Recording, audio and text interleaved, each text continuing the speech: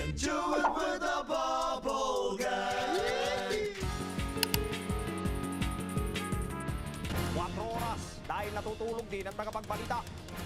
4 oras, perwisyong totoo. At ngayon, narito ang walang kinikilingan, walang pinoprotektahan.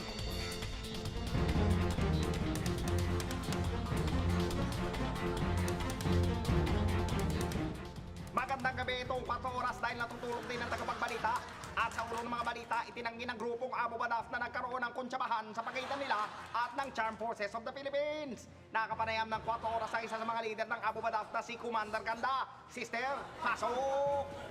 Wait, hindi totoo yan. Sobrang chika ang balitang yan na may sabwatan ng Abu Badaf at ang Charmed Forces. Una sa lahat, hindi nakipaghalo at ang mga beauty namin sa mga tsaka ang look, no? Kaloka yan, ha? At yan po ang pahayag ng grupong Abu Badaf. Salamat, sister.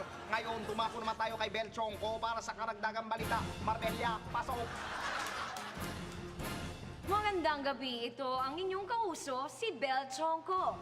Hindi pa humuhupa ang tuwa sa matagumpay na pagbubukod sa Pinoy na conjoined twin sa isang ospital sa Saudi ay narito na naman ang isa pang magandang balita. Magkakambal na Pinoy na magkadikit ang ulo at utak ay matagumpay ding na ipagbukod sa US. Sa wakas, makikita na rin kita. Oo nga eh. Makikita na rin kita. Gusto ko na magkita na tayo. Alam mo, sabik na nga ako makita ka. Hindi yung puro kamay mo lang ang nakikita ko. Oo nga eh. Sana nga talaga magkaharap na tayo, no? Sige. Gusto na kita makita eh. Nge! Sino ka? Ikaw ang sino? Ha?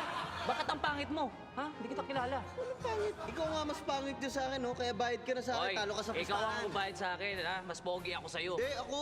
Hindi, ako. Ako, tingnan mo. Oh. Mas pogi ako sa'yo. Oh, tingnan mo. Naku. Maputi ka lang sa akin. Bayaran mo ako. Naku, hindi. Tingnan mo. Oh. Oh. Oh, ha? Ang sweet na mga kambal na yon, ano ha? At ngayon, dumako tayo sa instigador ng bayan, si Michael Riquez. Maraming salamat, Bel. Nadiskubre po ng mga siyentipiko na nakalalabo ng mata ang panonood ng TV at matagal na pagharap sa computer. Upang maiwasan ang maagang panlalabo ng mga mata, minumungkahi ng mga doktor sa mata na tumingin kayo sa malayo. Ayon sa mga eksperto, mas sanay ang mga mata nating tumingin sa mga malalayong bagay kaysa sa mga malapitan. Tingin nyo ang mga ginang. Kapag kasama nyo si Mister, parang hindi kayo nakikita. Pero kapag ibang babae, malayo pa lang, tanaw na niya. Kaya naman dumako tayo kay Papaya Guano para sa ating showbiz tsaka minute. Papaya, pasok! Tsaka Minute! Salamat, Mike! Sa Showbiz Tsaka Minute, muli na naman binuhay ang issue na hindi raw natural-born Filipino itong si FBJ.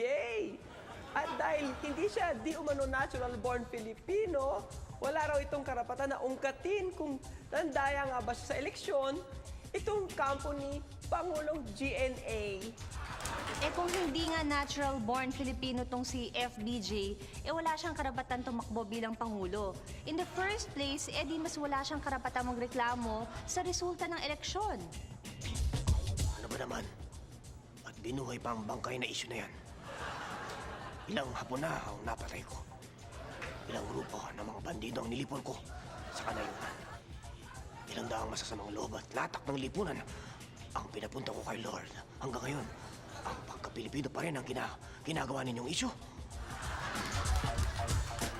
At yan ang ating Showbiz Tsaka ngayong gabi. Mike? Maraming salamat, Papaya. Dito nagwawakas ang 4 oras ngayong gabi. Ako ang inyong kauso, Michael...